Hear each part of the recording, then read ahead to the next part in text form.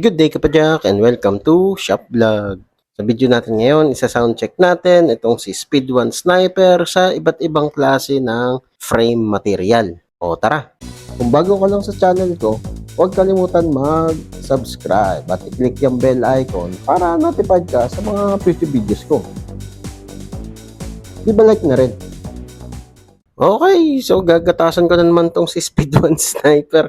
Gagawa na naman ng soundcheck. Pero ito guys, buo na. Inukulit din kasi ako ni Red Cloud eh. Shoutout sa'yo sir ha. Ito na, yung hinihintay mo na soundcheck. So titignan natin kung ano yung magiging tunog niya sa iba't ibang klase ng frame material. So dito sa frame ko, si Kinesis TI-180, aluminum 6061 siya pero blow molded. Kaya yung tunog ng frame nito parang carbon, manipis. O tara, testingin natin, soundcheck.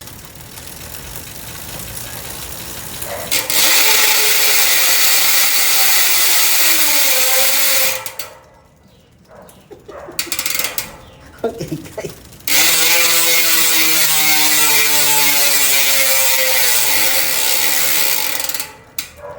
Diba, tumahol yung aso sa sobrang lakas. Hindi na natin i-full speed kasi iba yung tunog niya eh. Masyado na siyang screaming eh. So, hindi natin ma-appreciate. Kumbaga parang medium speed lang yung gagawin natin para mas ma-appreciate natin yung tunog ng ratchet. So, ulit tayo, ulit.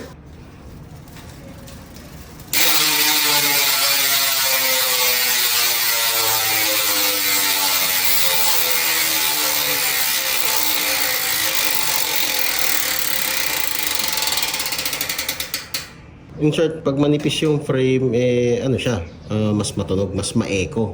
Okay, sa susunod na frame natin, 6061 din, pero ito yung generic na 6061 o yung mga budget bikes o entry-level bikes.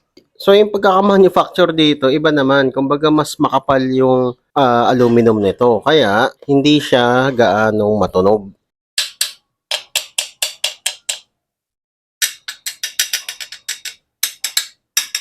Testingin natin kung anong magiging tunog niya.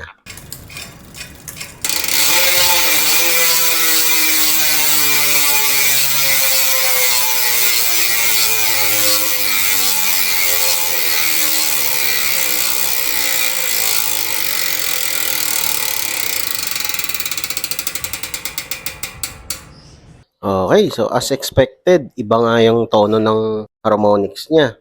Since makapal yung aluminum nito, hindi nagre-reflect yung tunog ng hubs. Hindi siya nag-e-echo. So yung naririnig natin dito, yung pinakagulong na lang niya.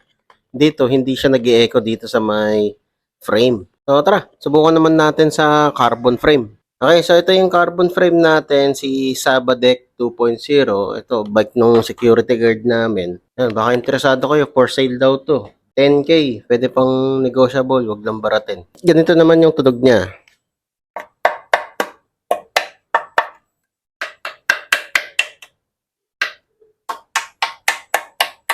So, hindi nalalayo dun sa tunog ni Kinesis. Pero since aluminum si Kinesis, may konting ping, may ganun siya eh.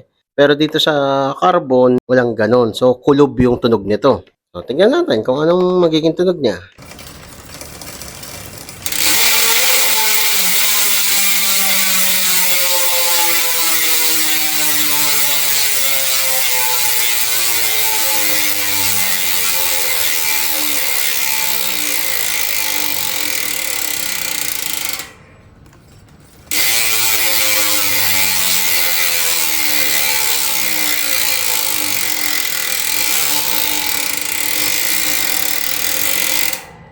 So, naririnig nyo yun, yung dulo. Papakinggan nyo siya ng mabuti. Dito sa carbon, meron siyang Hall effect na echo. So, meron siyang echo pero kulob. Unlike dito kay Kinesis, mas matining yung echo niya kasi nga aluminum. Tapos dun sa generic na frame, wala na, kinuha na nung tropa. Mas pigil yung tunog niya. Siyempre, medyo limitado pa rin yung audio capability natin dahil native mic lang to ng cellphone. Kung meron lang sana tayong condenser, baka mas quality pa yung audio. Mas maririnig natin yung sinasabi kong Hall effect saka yung parang echo. Pero yun na yun, kung papakinggan nyo ng mabuti, maririnig nyo rin. So, yun guys ang sound check natin dito kay Speed 1 Sniper. So, kung nagustuhan mo 'tong video na 'to, leave a like. O kung may katanungan ka pa, kung may gusto kang idagdag, comment down below lang. Okay, so yun lang. Bahala na 'pag may nagreklamong kapitbahay. Okay, so yun lang. Ayos! Whee! O kapadyak, kung na-enjoy mo 'tong mga video ko, leave a like at i-share mo na rin sa mga tropa pips mo. Makakatulong ito sa channel. Kung gusto mo pa manood ng ibang video, ito, meron pa tayo. Hindi tayo nauubusan. Ayan, katulad nito, saka ito. Oh, nood ka na. Madami pa tayong mga video na i-upload. Kaya, mag-subscribe at i-click yung bell icon para notified ka sa mga future videos ko. Maraming salamat. See you next time.